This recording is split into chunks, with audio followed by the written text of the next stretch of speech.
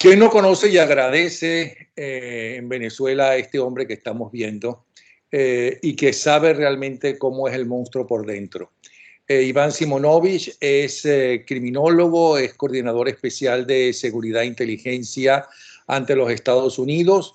Vecchio fue quien lo llama para este trabajo. Según este trabajo, él tiene comunicación directa con la Administración para el Control de las Drogas y para la Agencia Central de Inteligencia CIA, con el fin de enfrentar desde esa posición a el narco régimen. Se acaba de anunciar la Comisión Antidrogas y quisiera hablar con él antes de esa Comisión Antidrogas. Los tres twitters últimos que he leído y que he retuiteado de Iván Simonovich. Bienvenido, Iván. Buenas tardes, Napoleón. Saludos a ti y a todos sus seguidores. Gracias de nuevo por la invitación. No, gracias a ti por aceptarla. Vamos con el primero de los tres últimos Twitter, que se siente no solamente una gran fuerza, sino también se siente una gran seguridad de que las cosas van a cambiar y van a cambiar pronto. Es por lo menos lo que uno siente. En estos momentos en Venezuela, escribes, solo existen dos escenarios: el estallido social o la implosión armada.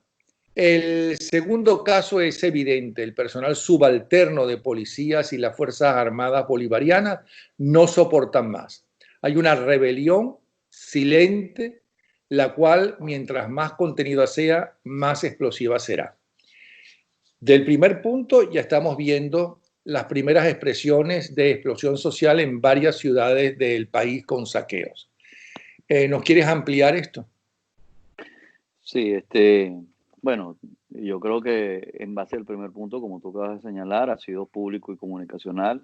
Eh, Gracias a Dios existen las redes sociales y existen la posibilidad de que mucha gente pueda, a través de sus teléfonos, capturar la información y subirla al internet para poder verlo.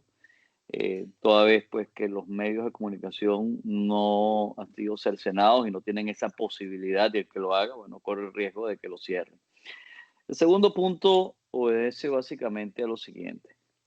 Luego de mi nombramiento, cuando a mí luego del nombramiento que se me hizo en Washington, una de las tareas más importantes era indagar sobre temas que las agencias de investigación o inteligencia no podían accesar, motivado pues a que se habían cortado las líneas de comunicación entre el régimen y no solamente los Estados Unidos, sino otros países, caso Colombia, caso Brasil, países, Canadá, Francia, países que no hay intercambio de información fluida sobre algunos temas.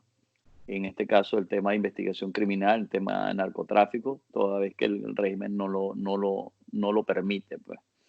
Entonces, yo para buscar esa información he tenido que retomar contactos con funcionarios activos del régimen, que bueno, obviamente no están de acuerdo con todas las cosas que están pasando, y que si ellos pueden colaborar de alguna forma para que erosionar las actividades criminales dentro del país dirigidas por el régimen, bueno, ellos van a colaborar conmigo.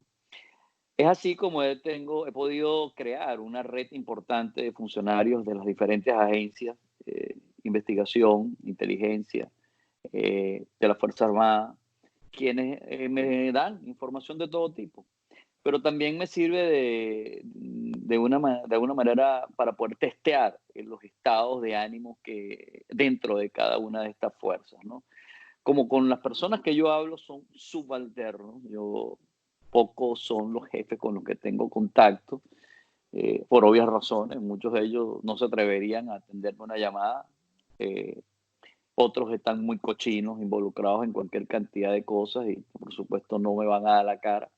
Pero hay un personal que, bueno, que aun cuando no tenemos una relación cercana por cuanto hay una diferencia de promociones bastante grande.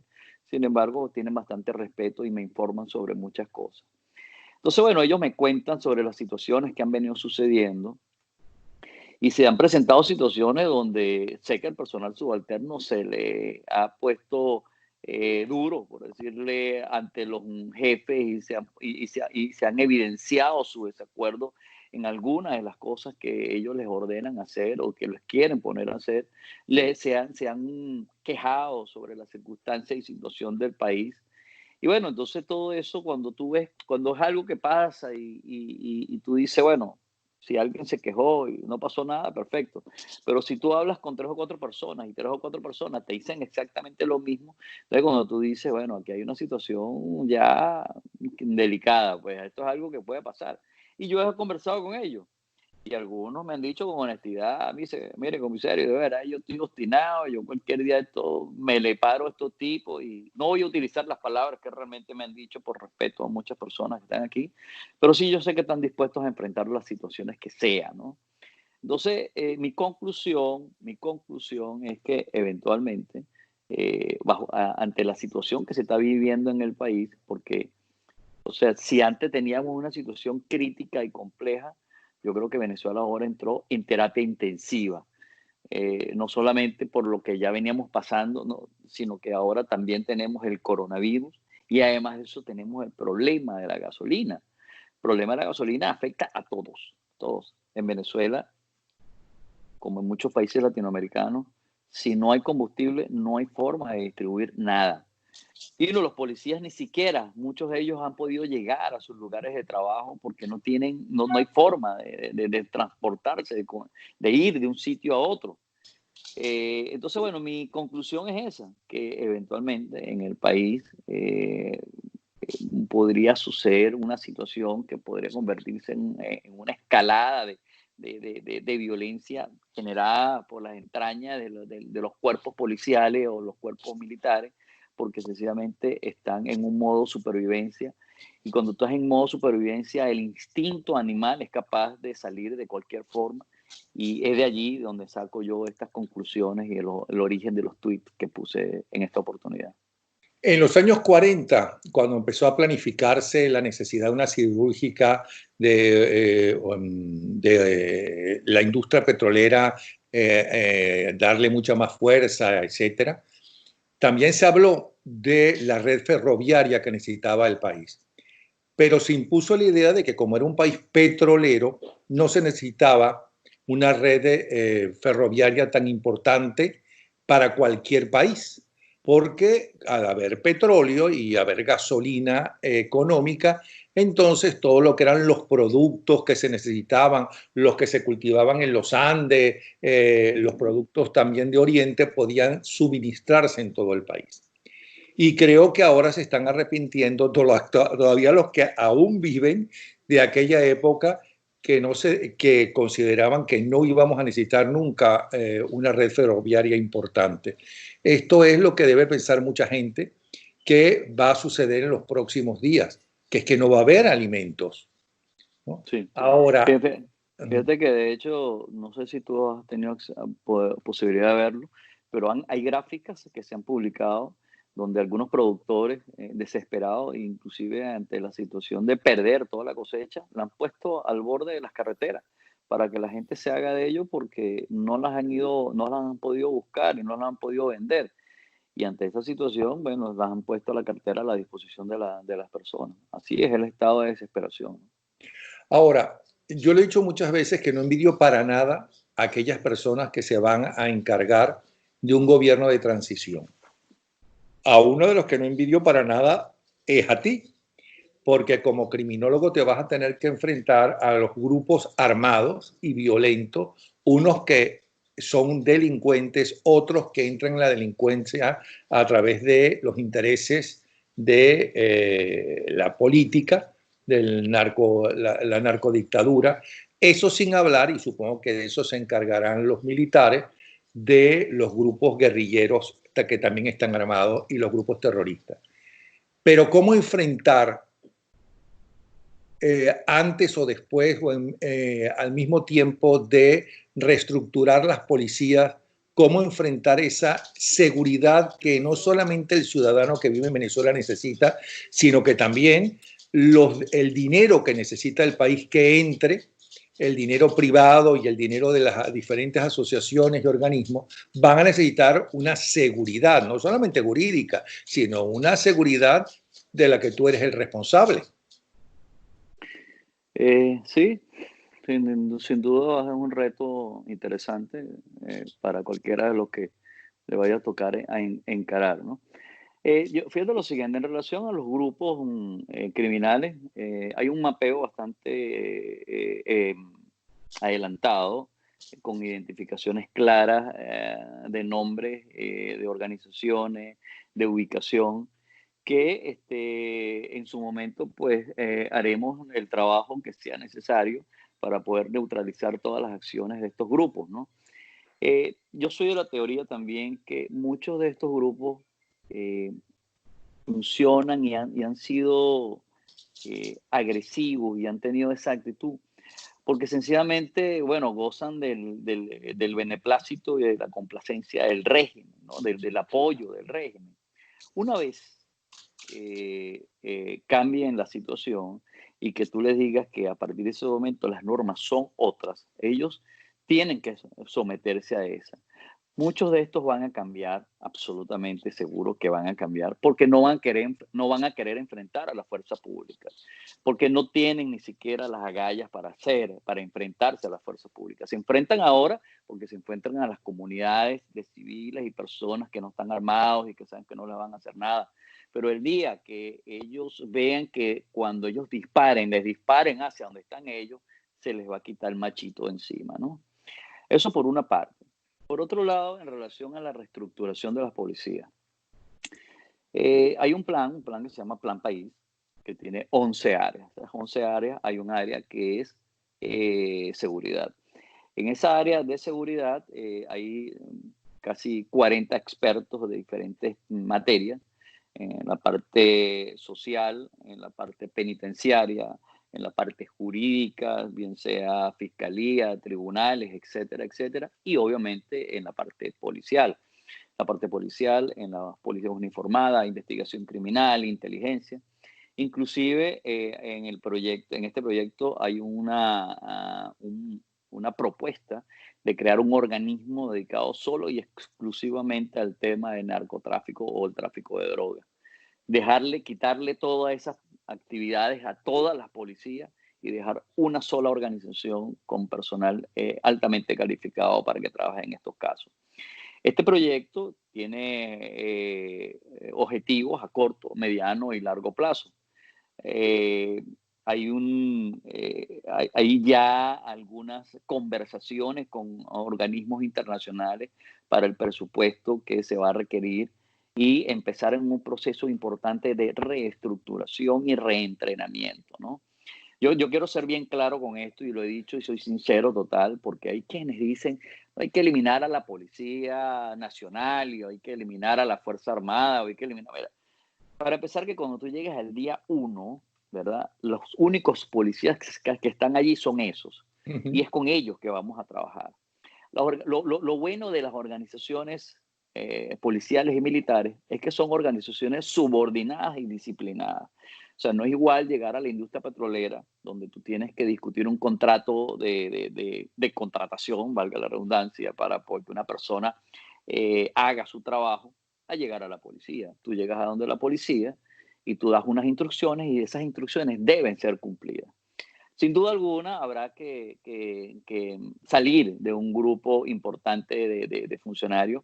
Primero, los involucrados en el tema de las violaciones de los derechos humanos. Otros que se sabe abiertamente que han participado de forma activa en el tema del narcotráfico. Pero todo eso forma ya parte de un plan. Insisto, está en blanco y negro, está escrito, está desarrollado. Simplemente estamos esperando la oportunidad para poder poner en práctica todas y cada una de las ideas y teorías que están allí. Hay un tema importante, por ejemplo, lograr la estabilidad democrática para garantizar que durante los primeros meses exista la suficiente tranquilidad exista las condiciones mínimas para que los servicios básicos lleguen a donde todos los ciudadanos, electricidad, agua, comunicaciones, etcétera, etcétera. Todos esos son planes que ya han sido diseñados, que no voy a adelantar detalles porque no sería conveniente hablar de eso, pero esos planes están ya diseñados, escritos, hechos. Simplemente lo que hay es que darle la aplicación, el ejecútese, colocarle inclusive los nombres de las personas, que ya se tienen muchos nombres de personas que se van a hacer responsables de todo esto, y a partir de ese momento empezaremos a construir un nuevo país, una nueva seguridad y un nuevo sistema democrático para Venezuela. Ahora, en estos dos primeros puntos, por un lado, los estallidos sociales no se dan gratis. Es verdad que se necesita algo inicial, una falta de algo, en este caso es comida, es agua, bueno, son los servicios básicos. Y además incentivados, y si no que le pregunten a Piñera, que está amarrado de pies y manos, de la extrema izquierda. La extrema izquierda no se va a quedar tranquila, ni remotamente, porque además eso es lo que saben hacer, no solamente en Venezuela, sino en toda América Latina. Y eso es lo que muchos presidentes han temido durante todas estas décadas, de que Cuba, si no le sonríen a Fidel Castro, pues entonces le van a desestabilizar la región. ¿Qué se puede hacer frente a eso? ¿Cómo enfrentarse a eso? Porque si tienes una democracia, aunque sea un gobierno de transición, también vas a estar amarrado de pies y manos. Bueno, primero yo creo que hay que empezar por decir que la base o el origen de todas estas inestabilidades latinoamericanas empieza con el Foro de Sao Paulo. El Foro de Sao Paulo está en franco declive. La mayoría de los que participaron, si no están muertos, están presos. Así que esto ayuda mucho a que nosotros podamos tener un terreno abonable, siempre y cuando lo hagamos bien, para poder reconstruir todas y cada una de las organizaciones policiales en base a criterios que deben ser los adecuados y nuestros criterios socialistas que definitivamente nos han llevado a donde estamos, ¿no? Por otro lado, hay unas estadísticas que tenemos perfectamente claras. Por ejemplo, sabemos que el chavismo duro, las personas que tú estás comentando que pudieran convertirse en esta piedra en el zapato para los eventos, para futuros gobiernos en Venezuela, puede andar en el orden del 13%. De esos 13%, ¿cuántos realmente están dispuestos a involucrarse en actividades criminales? Bueno, yo diría que no más del 7 u 8%. Bueno, hemos hecho cálculos en mi caso con algunas de las personas con las que trabajo y estimamos que, bueno, que seguramente pueden haber unas 30, 40 mil personas que pudieran tratar de hacer saboteos. Es un número importante de personas, no solamente saboteo, sino participar en acciones importantes contra el gobierno. Y bueno, a mi manera de ver, ya el hecho de que los tengamos identificados nos va a ayudar mucho a que seamos eficientes en la neutralización de cada una de estas acciones, ¿ok? No nos estamos tapando, no nos estamos engañando, sabemos que lo que viene es absolutamente complejo, difícil, duro, y lo peor que podríamos pensar es que no va a ser así. Porque a diferencia inclusive de la guerrilla colombiana, que la guerrilla colombiana tenía que hacerse, para poder hacer sus movilizaciones, tuvo que hacer alianzas con el narcotráfico o valerse de los secuestros. En el caso de Venezuela, muchas de estas acciones van a poder ser auspiciadas y financiadas por todo el dinero que se han robado del erario público. Pues eso lo sabemos todos.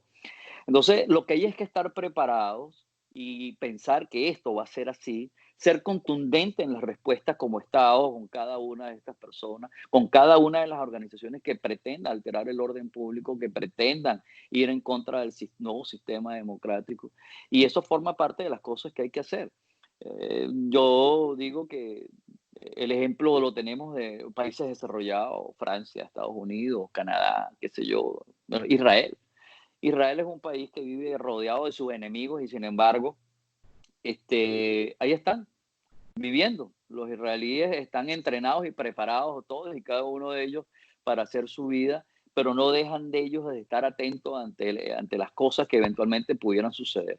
Entonces, bueno, nada, yo simplemente siento que son retos que nos vienen, que hay que tenerlos claros, no es que vamos a llegar, o sea, esto no es una cosa que Adel está entregando a Copey para hacer unos otros 5 años de gobierno, no. Estamos recibiendo un país en la miseria, y además en la miseria con muchos problemas graves desde el punto de vista moral, con unas fuerzas policiales totalmente desviadas, con una fuerza armada afectada por la corrupción. Todas esas cosas En hay que la tenerlas anarquía, perfectas. un país Anarquía en total. anarquía. En la anarquía total, anarquía total. Hay que reconstruir todo eso. Y yo creo que, bueno, que ojalá yo pueda ser parte y pondré por lo menos parte de mi experiencia en esto. Esto es un tema que tampoco lo vamos a resolver en 2 o 3 años. 20 años de destrucción no se resuelven en 6 meses ni en 2 años. Yo he dicho muchas veces que el tema de la reconstrucción del sistema policial van a ser 10 años. No significa que no vayamos a avanzar a medida que pase el tiempo. Hay un plan a 6 meses, hay un plan a 2 años, hay un plan a 5 años y hay un plan a 10 años. Así que cada vez que nosotros anunciemos que se están corrigiendo cosas, lo importante es que hayamos ganado el terreno suficiente como para que la gente se sienta cómoda y segura. Ahora, no estoy comparando, quiero aclararlo, no a ti, sino a los que nos están viendo, que son seguidores de Pérez Jiménez. No estoy comparando esta anarquía con un gobierno como el de Pérez Jiménez. Pero cuando Pérez Jiménez, que era un hombre que quería al país, un nacionalista, y existía país y existía diferentes organizaciones, pero cuando se va Pérez Jiménez de Venezuela y llega el gobierno de transición, hubo que reestructurar la policía. Ajá. Esa reestructuración es una tontería comparado con la gravedad de lo que está sucediendo ahora en Venezuela. Tú dices que esa reestructuración va a durar 10 años, porque la reestructuración de la policía cuando Pérez Jiménez, yo creo que se hizo sobre todo en el gobierno de transición y los primeros años del gobierno de Betancur. Sí, yo creo que no me supe explicar. Número uno, vamos a un proceso de reentrenamiento y reestructuración. El proceso de reentrenamiento y reestructuración ya hay planes a corto, mediano y largo plazo. O sea, hay acciones en 6 meses, hay acciones en 2 años, hay acciones en 5 y hay acciones en 10. O sea, todas en cada una de estas cosas vamos a ir cambiando. Cuando yo hablo de 10 es porque si tú me preguntas a mí, ¿cuándo tú vas a decir que tienes la estructura policial, una estructura policial como la que tiene un país desarrollado? Bueno, eso lo van a tocar 10 años. Eso va a tocar 10 años. ¿Cómo vamos a tener una estructura policial, por ejemplo, como la que tiene Colombia? Quizás vamos a tardar por lo menos 5 años en llegar o 7 años. O sencillamente la estructura policial de los carabineros de Chile. Son cosas que tenemos que ir poco a poco. Es un proceso. O sea, estas estructuras policiales están hechas por seres humanos y formar al ser humano, equipar al ser humano, tener al nuevo ser humano que va a ser parte de eso es forma, te lleva tiempo, ¿no?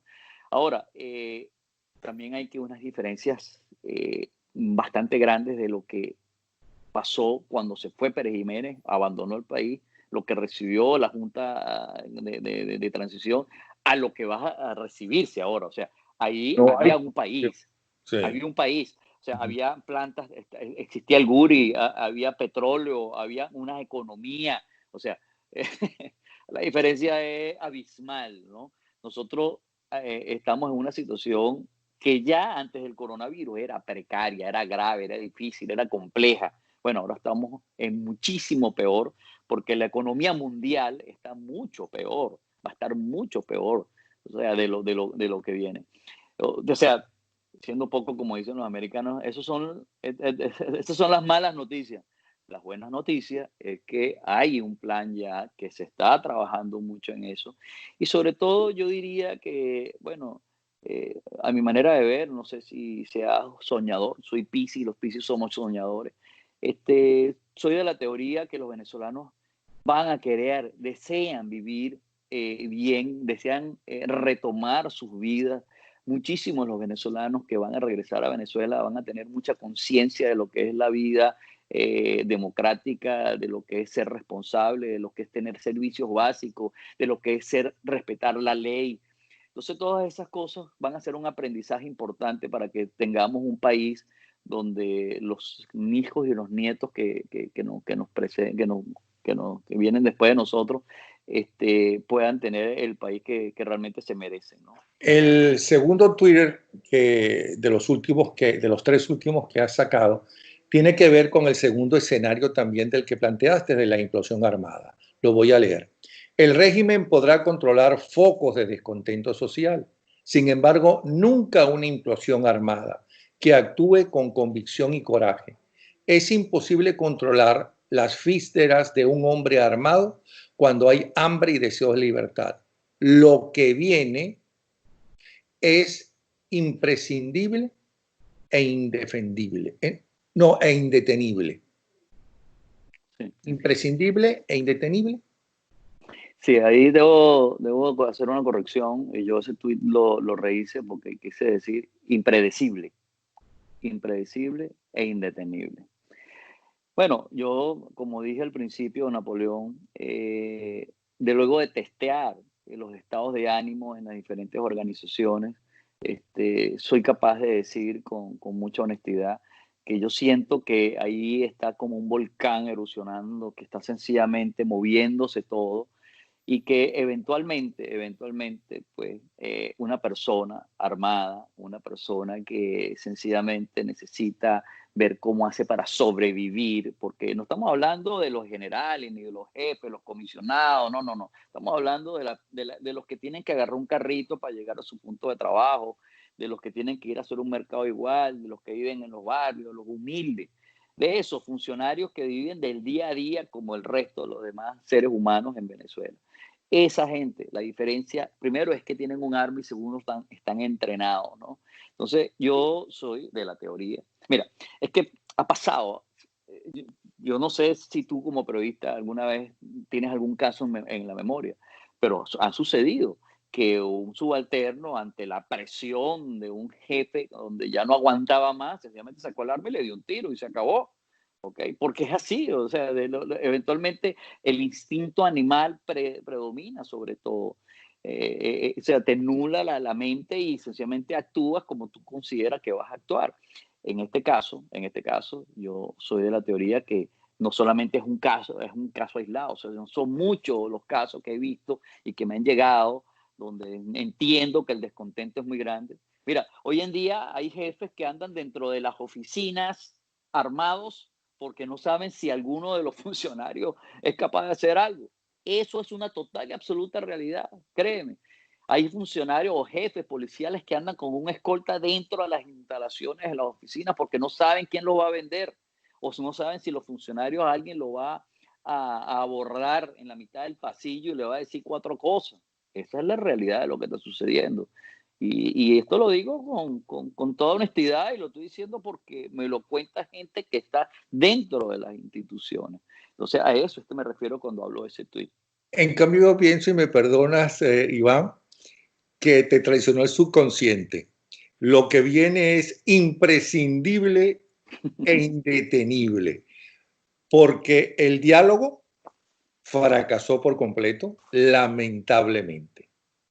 Las presiones sí están haciendo algo y parte de esas presiones, ¿no?, es lo que tiene ahogado al régimen, pero así todo, poniéndole inclusive precio a las cabezas de ellos, y si lo sumamos, los que hasta ahora tienen precio a su cabeza son 50 millones de dólares. Y excepto uno que otro, ¿no?, ya se echó para atrás. Estamos viendo, como tú dices, con el coronavirus no hay comida, no hay club, que lo que viene aparentemente es un estallido social. Van a obligar a los militares a salir y a matar, un plan Ávila como el que quiso hacer Chávez el 11 de abril, y como sucedió el 11 de abril, posiblemente los militares se nieguen porque ellos también tienen hambre. Entonces, por eso es que yo creo que lo que viene es imprescindible e indetenible. A lo mejor me traicionó el subconsciente. Vamos por el tercer Twitter. A los comisionados de policía y coroneles a quienes les otorgaron la responsabilidad de supervisar y controlar a los subalternos, les digo que están sobre un volcán cuya lava emergerá desde las entrañas del descontento y la frustración. Piensen en sus familiares y en ustedes mismos. ¿Por qué a pesar de todo lo que está sucediendo? ¿Por qué a pesar de que sus subalternos están mal y están descontentos porque tienen hambre? Y muchos de ellos, ya hemos visto videos, hasta las botas están rotas. ¿Por qué crees que hasta ahora no se ha dado eso? Bueno, hay dos puntos importantes. Uno de ellos es que las personas que se colocan en esos cargos son personas que, número uno, tienen algún tipo de vínculo económico, algún tipo de privilegios, y si no los tienen, se los ofrecen. El régimen es bastante bueno en eso de ofrecer cosas que nunca cumple, pero que la gente sueña que va a suceder. Como por ejemplo, no sé si alguien recuerda también en alguna oportunidad, para gente humilde, cuando agarraron y le dijeron, ustedes van a tener un apartamento como este. Entonces hicieron dos edificios, entregaron 30, 40 apartamentos.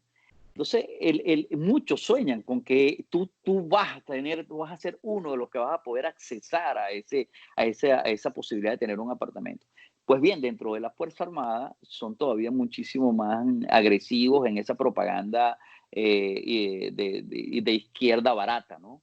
¿Por qué? Bueno, porque agarran a un sargento o agarran a alguien de muy baja jerarquía y le entregan un vehículo y le dicen que le dieron el apartamento, le dieron esto, le dieron lo otro. Entonces, bueno, tú dices, bueno, si le tocó al sargento tal, a mí también me va a tocar X, ¿no?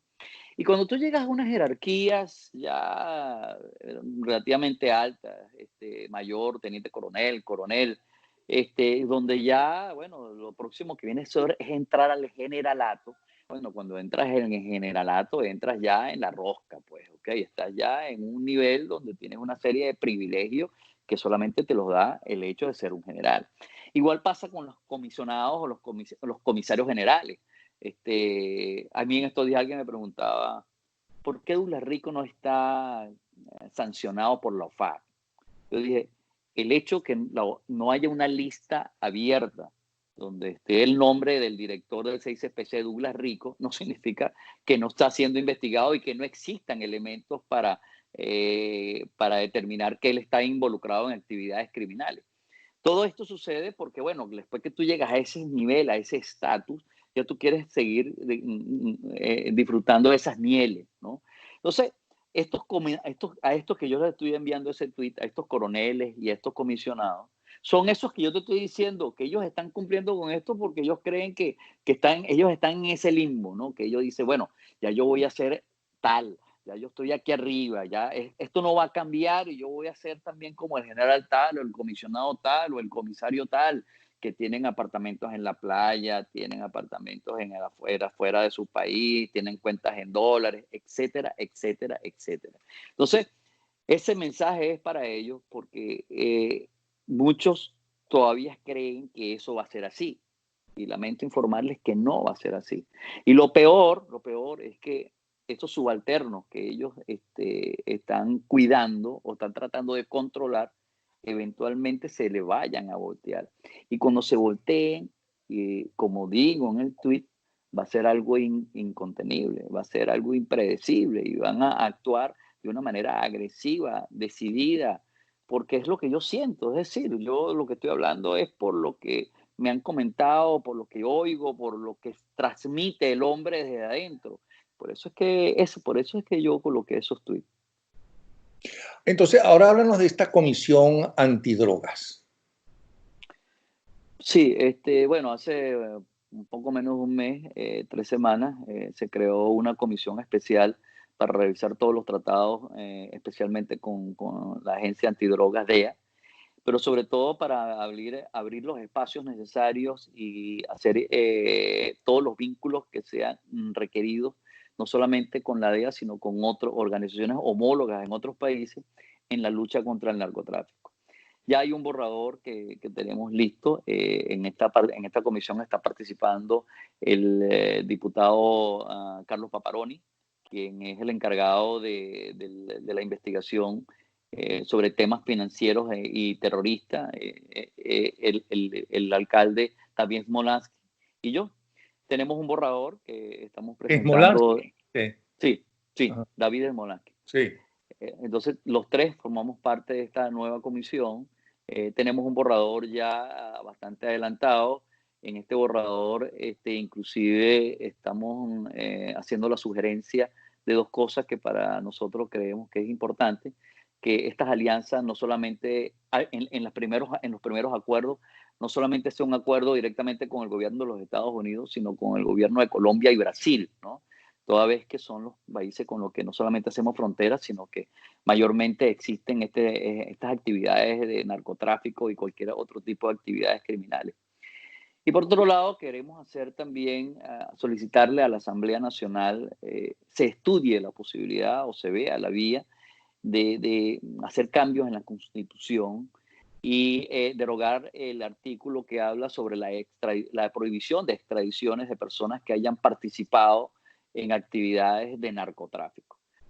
Nosotros somos de la teoría, ¿verdad?, que si una persona participó en actividades de narcotráfico, hay evidencia en un expediente, cualquier parte del mundo, cualquier país del mundo que tenga un expediente contra un venezolano y se sepa que este venezolano está en forma activa, fue parte de esto, bueno, sencillamente ese país debería juzgar a esta persona, como el caso de un homicidio, como otro tipo de estos casos, ¿no? Entonces, para nosotros eso es importante porque además de que nos ayudaría a mejorar las relaciones y crear un vínculo muchísimo más importante con varios países, sería una buena forma de mandar un mensaje claro y contundente a los que se dedican a estas actividades criminales, que piensan que aun cuando sean identificados, ellos podrán quedarse en Venezuela y comprar su libertad. Pues no, nosotros pensamos que si están involucrados en actividades criminales como el tema del narcotráfico y hay un país que lo requiera y hay un país que tiene elementos suficientes y tiene un expediente que justifica que esta persona ha participado en esto, se le entregará a ese país para que sea juzgado allí. Bueno, son cosas que hemos estado adelantando Perdona, y veremos. pero eso que dices es buenísimo y es fundamental. En los tanteos iniciales, eres optimista de que la Asamblea Nacional lo acepte, porque si hay un poder en el mundo en este momento es el de los narcotraficantes. Bueno, ojo, no, ahorita esto ya entra ya en un tema político, un nivel en el cual yo no manejo. No soy parte de las decisiones políticas de este tipo de cuestiones. Yo como policía pienso que debe ser así, lo puse sobre la mesa, voy a insistir que eso debe ser así. Si tengo que defenderlo ante la Asamblea Nacional, lo defenderé y diré las razones por las cuales considero que eso debe ser de esa manera. En este momento, insisto, es un borrador, estamos trabajando en ello, eso después debe ir debe pasar por los abogados que deben revisar cada una de las cosas que nosotros estamos colocando allí. Y de ser aceptado, bueno, el presidente tendría que proponer eso ante la Asamblea Nacional y ver qué sucede, qué podría suceder con eso. Pero insisto, para mí es un punto importante y es un punto que debemos hacer énfasis, sobre todo pues en este momento donde el mundo, donde países como los Estados Unidos, como Colombia, como Brasil, han dicho de forma abierta que tienen absolutamente pruebas y que saben que el gobierno, el régimen de Nicolás Maduro es un régimen que es patrocinante del narcotráfico y el terrorismo. Bueno, una de las formas más efectivas que podría existir para lavar todo esto es precisamente con ese cambio dentro de la Constitución. Meses atrás, en la anterior conversación, hablaste de que uno de tus trabajos más importantes era investigar delincuentes, ¿no? De todo tipo. y llevar esa investigación o esos nombres a diferentes autoridades. ¿Has conseguido bastantes? Sí, claro, claro. Nosotros, la lista es larga.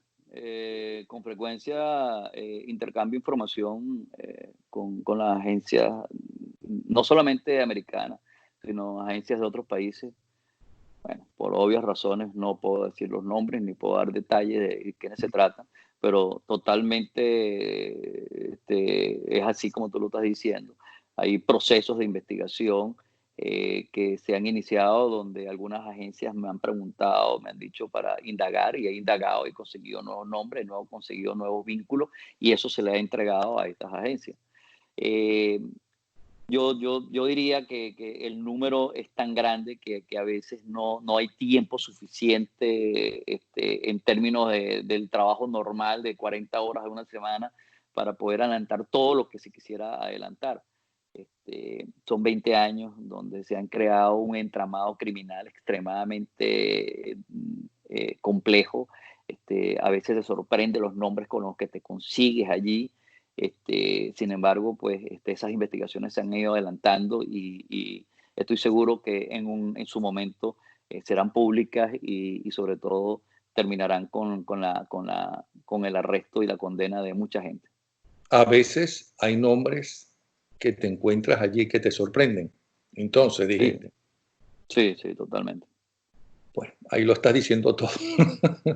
Mira, de verdad, Iván, ¿alguna otra cosa quieres decirnos? No, bueno, yo siempre en las entrevistas quiero referirme al tema de los presos políticos. En Venezuela siguen existiendo más de 700 presos políticos. Yo tengo 4 compañeros. Yo soy de la Policía Judicial, pero todavía tengo 4 compañeros de la Policía Metropolitana. Héctor Robaín, Luis Molina, Erasmo Bolívar y Arube Pérez. 16 años presos y el régimen no le da la gana de otorgarle las medidas que le corresponden. Pero en una época salían muchos tweets, el mismo tweet con la cara de ellos, muy periódicamente. Y últimamente no los he visto, porque yo siempre lo retuiteo. Sería bueno que insistieran y presionaran con esos tweets. Sí.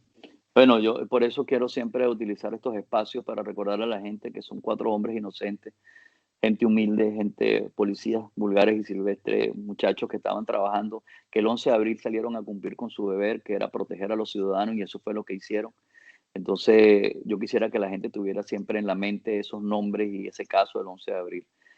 Y en estas fechas donde la arremetida del régimen ha sido absolutamente desproporcionada contra los familiares y contra los militares, quiero darle también mi palabra de solidaridad a los familiares de los presos políticos militares, quienes también les ha tocado muy duro. Los que se les ha ocurrido alzar la voz, los que se les ha ocurrido hacer absolutamente cualquier cosa, pues el castigo ha sido severo, inhumano, y a ellos también mi solidaridad. Y a los venezolanos les digo que estamos en la tormenta perfecta. Estamos en la tormenta perfecta y yo creo que debemos entender que nada de estas cosas son fáciles. El régimen ha sido eficiente en 20 años en destruir y crear un órgano de Estado represivo que causa miedo y que definitivamente da miedo. Yo tuve 15 años preso. Yo tuve 15 años preso y durante en muchas oportunidades pensé que jamás volvería a ver la libertad. Pero un día dije que habían solamente 2 opciones. O me moría en la cárcel o sencillamente obtenía mi libertad al riesgo que fuese necesario. Y tomé el riesgo que fuese necesario. Y aquí estoy en los Estados Unidos trabajando por mi país, haciendo mi mejor esfuerzo, poniendo todo lo que puedo hacer por la libertad. Como lo juré el día que recibí mi placa como detective de PTJ, defender la ley. Y seguiré defendiendo la ley y haciendo mi mejor esfuerzo por lograr la libertad en mi país. Por eso te admiramos y te quiere. Gracias, Iván. Muchísimas Gracias a ti gracias. por la Mucha oportunidad. suerte y gracias por todo lo que has hecho y estás haciendo. Un Dale un abrazo. abrazo y saludos a todos.